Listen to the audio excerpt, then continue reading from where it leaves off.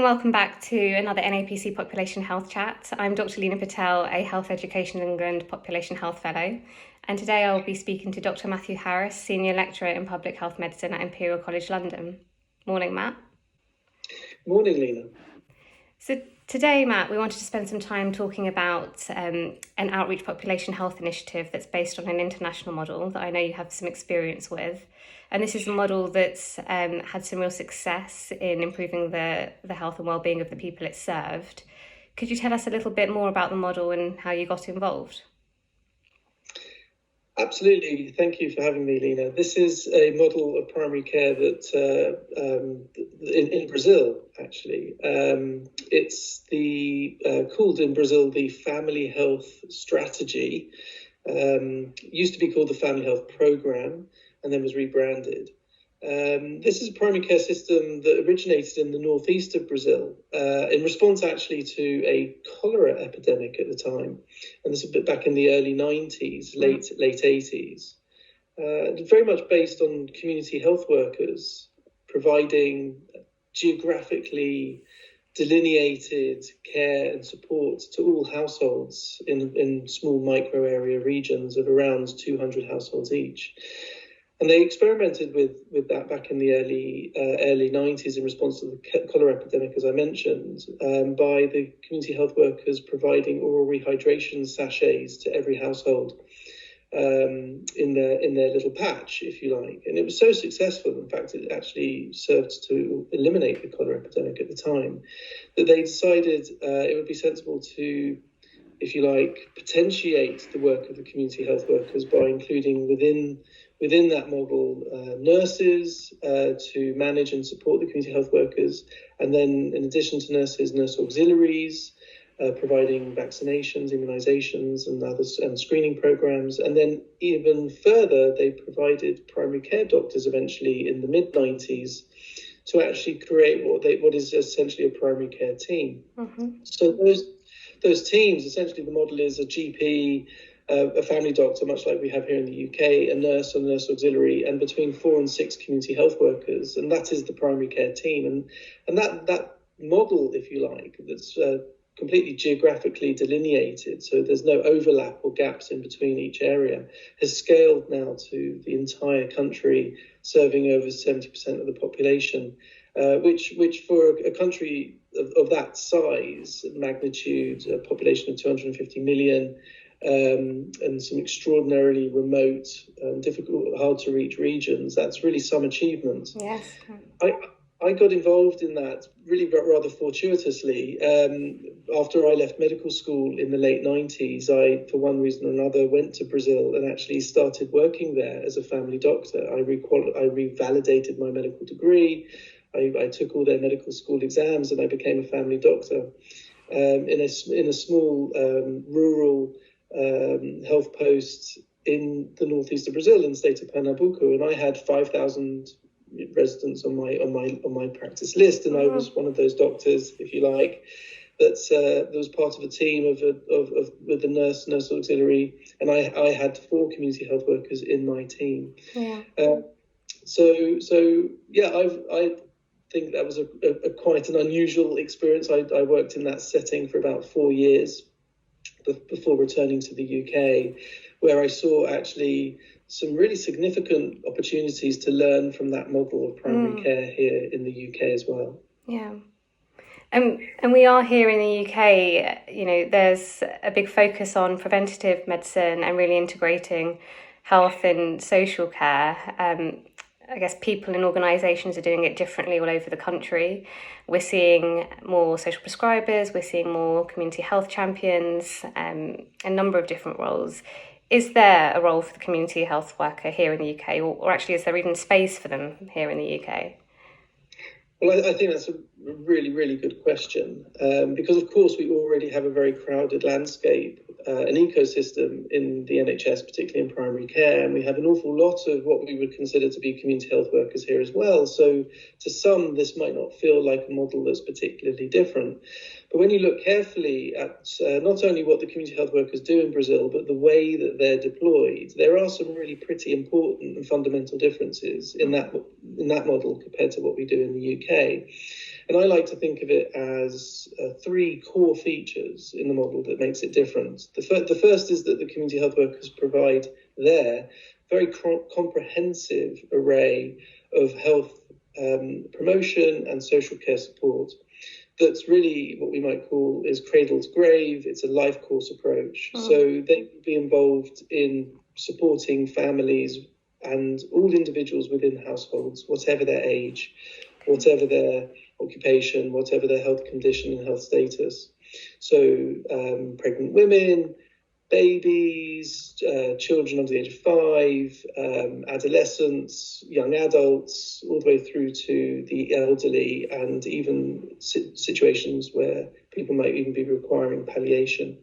The community health workers actually are able to support at a very low technical level, but able to support all members of that household through low technical advice and support around their health and social care needs.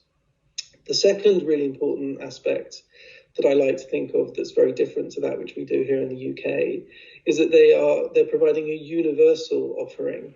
So unlike here in the UK, where we tend to identify people with existing conditions and signpost them to particular services through a referral, in Brazil, the offering from the community health workers' point of view is completely universal. So they'll be given a geographic territory, as I mentioned earlier, of around 150 to 200 households, depending on the density of geographic density. And they'll be responsible for each and every household in that patch, irrespective of their health and social care needs, irrespective of their pre-existing conditions, irrespective of identified need or demand. So, and what they'll do is they'll visit each of those households that they're responsible for once a month, without fail. So it is if you like, universal because all households are covered, but also universal offering in the sense that all households will be visited every single month without fail. And that's irrespective of health and social care need. And that's really important because what that enables them to do is pick up on problems as they emerge, without waiting, as we do here in the UK, for people to choose to access the health system. There in Brazil, they'll spot things proactively, even before people themselves maybe even know they've got an issue or a challenge or something that's cropped up. So from month to month, a household that previously might not have had much need to access healthcare may one day eventually need to, and the community health worker will be able to pick up on those things and support that family and signpost them in a timely manner. So that's very proactive. And then the third core characteristic that makes it very different is that the community health workers are part of the primary care team. So whilst they live in the neighbourhoods that they're responsible for and work in, they are also actually part of the primary care team. And that this creates, if you like, a kind of an interesting hybrid role where they're sort of wearing two hats at the same time. They're lay people from the community, but with some training in health and social care, a little bit more than your regular person. So just enough to be able to provide that support. And they're also part of the primary care team. And in doing so, they can therefore really refer people in to see the GP, the nurse practitioner, whoever it might be, for the needs of that particular individual or family as it emerges. Now that's different to what we do in the UK, because predominantly we find community services to be quite not only vertical in their orientation, addressing specific issues such as smoking cessation or mental health or TB control or whatever it might be, and very much focusing on that specific condition. But they tend to also very much operate in parallel to primary care, not particularly well integrated, and very rarely actually part of the primary care team. They're seen as, if you like, a separate service. And that causes quite a lot of fragmentation in the UK. That causes quite a lot of complexity. It causes quite a lot of, if you like, challenges around communication, and adds to the complexity for individual patients in terms of how to navigate the system. In Brazil, the difference is that the community health worker is their first port of call, even before the GP. So every household knows who their community health worker is, and whenever there's an issue or a question or a doubt or a concern, the first person they speak to is their community health worker, who can resolve it most of the time if it's a low technical level issue, or if not, refer into the primary care team without delay. And that really streamlines the patient experience. It makes for a very efficient system and also ensures that problems are identified before they become very serious. Mm-hmm. So I think there's definitely differences in the way that we deploy community services in the UK that we can learn from. And to the extent that the community health workers provide a horizontally integrated system, it's actually a radical departure from that which we do in the UK. It makes it a very interesting model to look at. Mm-hmm. When you describe the outreach work, it's incredibly exciting, and I can see the benefits of being proactive and really understanding the needs of our local community. Were there any concerns in Brazil about knocking on people's front doors, and how do you think that would work here in the UK? So another really interesting point, and it's something when we talk to people here in the UK about potential for learning from the Brazilian model, it's what oftentimes one of the first things they ask is, that may be fine for Brazil, but here in the UK, people don't really open their doors. They're oftentimes not at work, not at home because they're working. And there'll be a resistance, a cultural resistance to have a neighbour, if you like, know their business in quite an intimate way.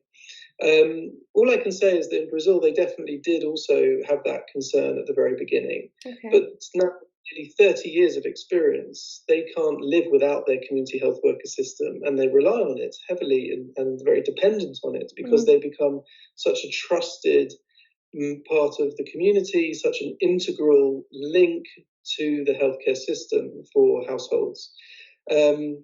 It's one of the main challenges in identifying who would make a good community health worker with this role is to really look out for the kind of individual that can gain people's trust. Yeah. So that they can cross that threshold, so that they can, on the doorstep, actually engage with people. And so really, you need to look for a trusted member of the community, someone with leadership skills who can really understand issues around confidentiality and handling sensitive information, can act in a responsible and professional manner.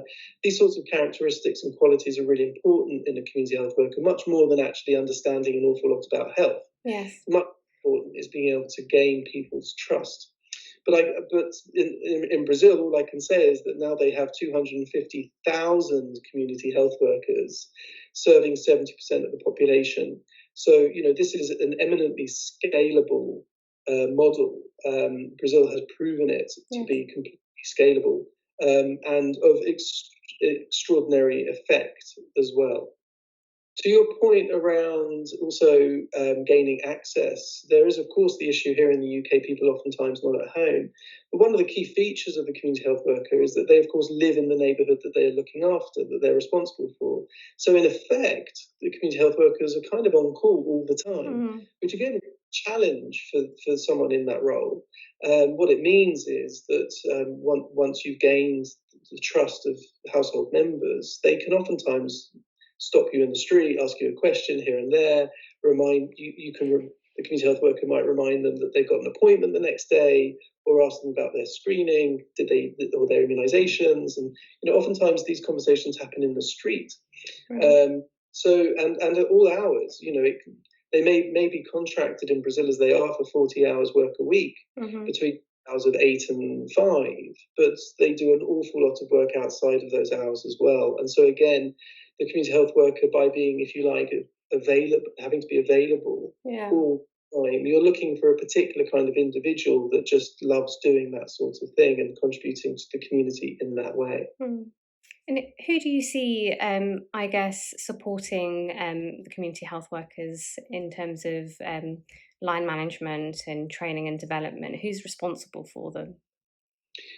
Well, in Brazil, it tends to be the nurse within the primary care team that is responsible for the community health workers, insofar as they provide for them daily, if not weekly, meetings with the community health workers. So, like I said, each team will have between 4 and 6 community health workers. That will be often the case where they'll arrive at the primary care unit, the primary care clinic in the morning, gather the notes that they need to take on their home visits, chat to the nurse or the GP, resolve any particular pressing issues, identify, for example, who they might need to see in the community that day.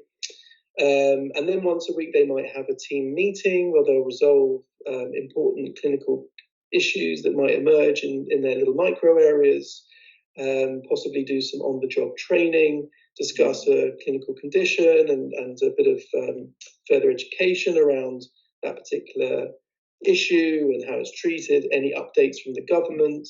Perhaps there might be a new public health campaign that they need to be trained up for to support out in the community. All that sort of thing might happen really from it's the nurse that generally would manage and line manage the community health in the Brazilian experience, with the significant input also from the general practitioner. In Brazil, they're employed by the municipality, which is the equivalent of our local authority. So it's an interesting setup whereby they're local authority employees, but part of the primary care team. So in the Brazilian experience, it's interesting. And there are parallels also in the UK that would make this work, I think, as well. It sounds very exciting. So, Matt, the community health worker role that you describe is incredibly broad and varied. How long does it take to train up these individuals? So in actual fact, because the community health workers really only provide, if you like, very low level technical support, and we're talking about things like supporting someone in terms of taking their medications, making sure that they're adhering to the right ones if there's an elderly person in the community, or identifying early symptoms and signs of certain chronic diseases such as diabetes or hypertension, or reminding people of their immunizations when they're due for them, or screening services for cervical cancer or bowel or breast cancer for people that are eligible for those services. These are low-level technical areas that they would support the households in. Mental health support, loneliness, identifying truants in the community, adolescents that may be at risk of, truancy or crime or drug abuse or whatever it might be. Yeah. So sort of it's being the ears and eyes of the primary care team in the community. So it doesn't require an awful lot of technical knowledge for that. It just requires someone with an awful lot of emotional intelligence. Right. That being said, in Brazil, they do train the community health workers nominally for about 4 weeks on the nuts and bolts of the health system. They have a taxpayer-funded, free at point of use, publicly funded and provided healthcare system like we do here in the UK. So they will learn about how that works. They will be taught a little bit around sort of certain chronic diseases, such as diabetes, hypertension, issues around a healthy diet, healthy lifestyle, key tips for behavioral change around smoking cessation, increasing physical activity. All of this will be around 4 weeks of training before they start. Right. So really quite light touch, actually. Yeah. We cover quite a lot in that time, but it's not a huge amount. And it's not a certificated course. It's just a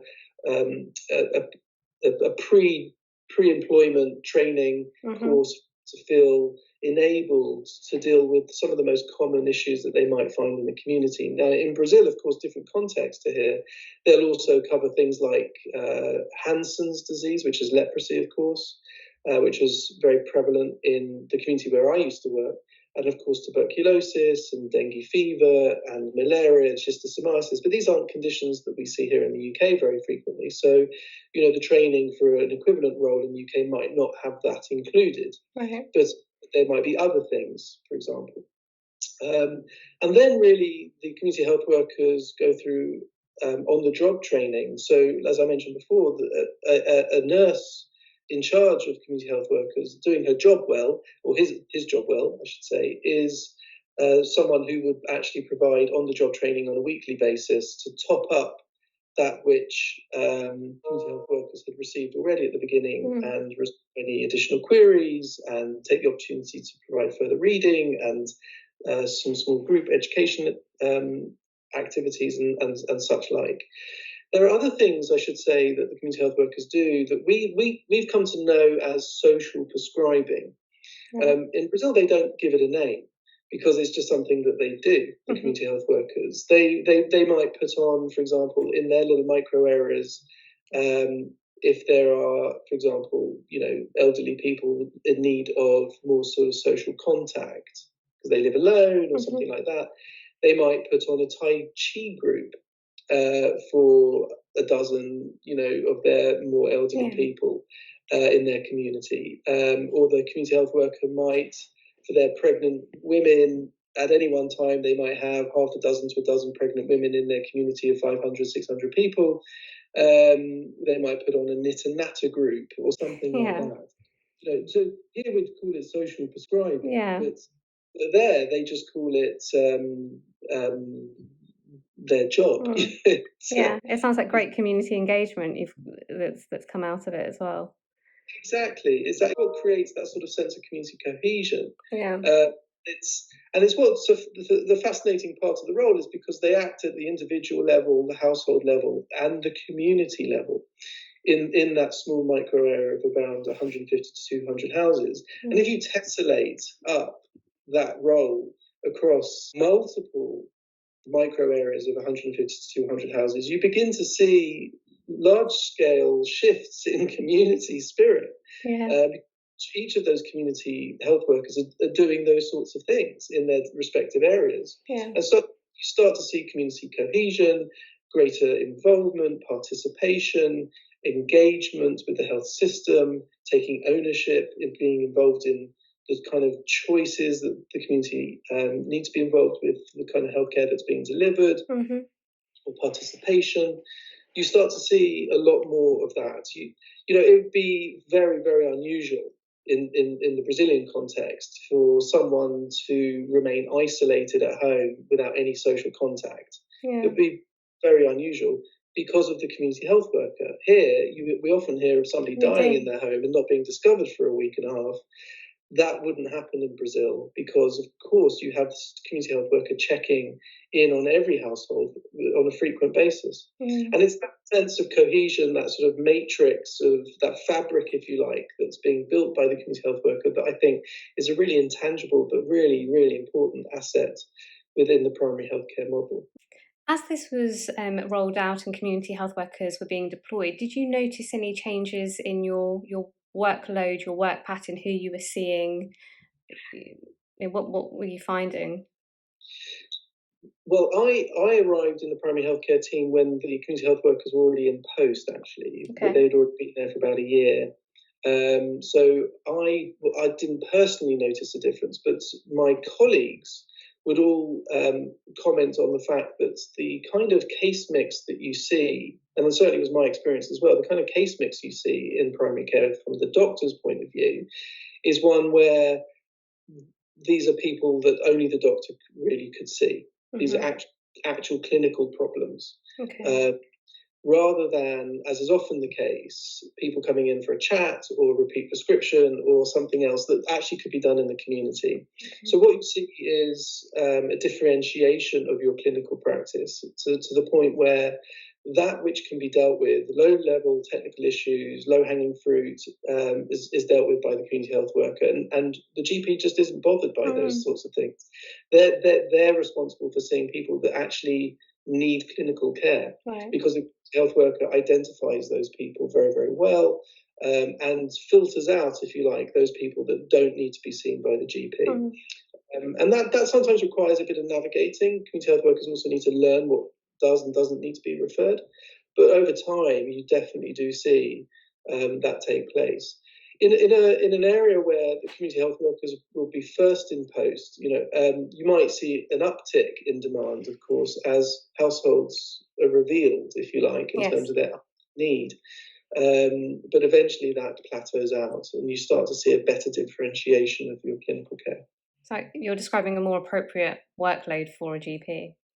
Exactly, yeah. And have we had any data that's come out of the family health model? Have we seen kind of what this model has done for the people in Brazil?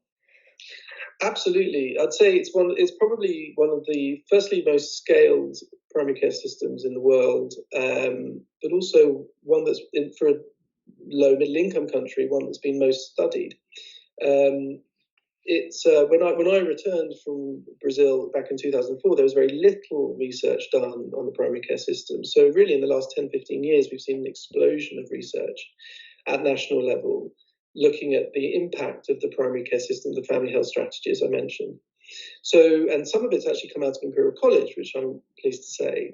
Colleagues of mine, such as Professor Chris Millett and Dr. Thomas Hone, along with colleagues in Brazil, have done a number of really significant studies looking at the impact of the primary care system there. So just by way of example, a study was published in the British Medical Journal back in 2014 that showed that in areas that had 100% penetrance of this system, compared to areas that have very little penetrance of the system, there's a 14% reduction in cardiovascular disease mortality. Okay, so that's at national level, and for all other confounders such as deprivation, density of hospital bed provision, access to A&E, all those sorts of things, accounting for all those confounding variables, they found that the primary care system actually led to a reduction in cardiovascular disease mortality. And it's easy to see why, because of course, if you're finding things early on, and at scale, downstream, you're going to start to see these large shifts in mortality and morbidity and hospitalization use.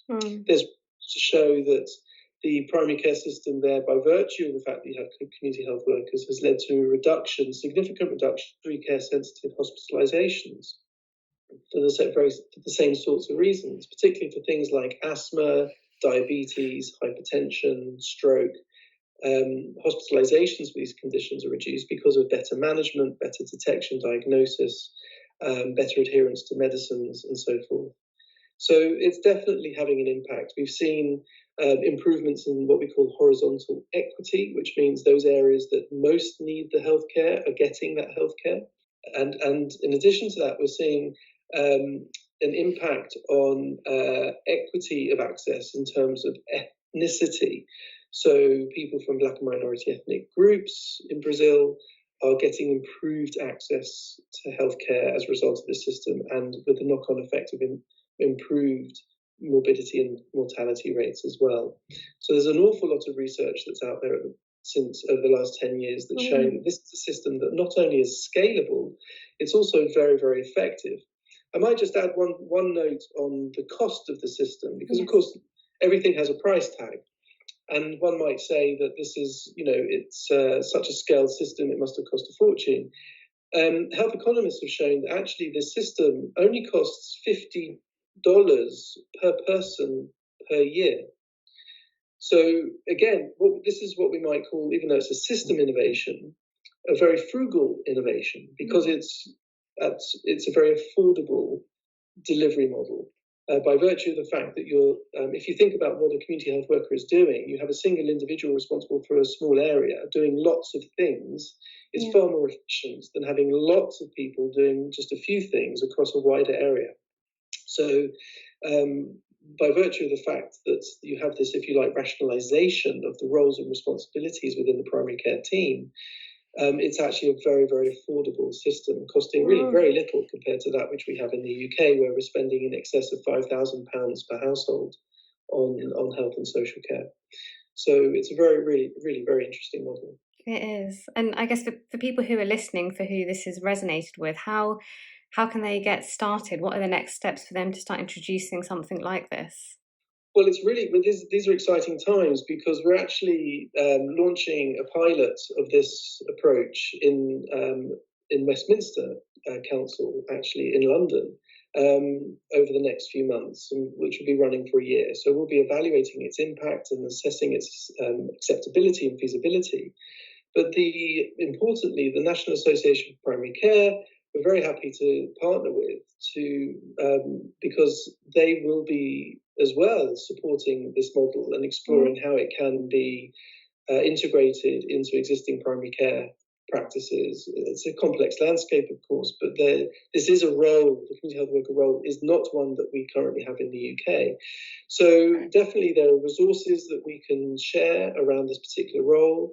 The evidence base for its impact in Brazil, of course, over the next few months, we'll have an evidence base for its acceptability and feasibility in a London borough. And we'll be looking also at its potential for scaling into other areas as well. So anybody that might have an interest in this particular role, that might see this as being useful not only for their community, but for their primary care, their workload, improving the rational use of their resources within the primary care team, this might be an answer for them. And so they should reach out to the NAPC or myself as well, and we can certainly plug them into any opportunities around the country and how we might be able to support the adoption of this model there as well.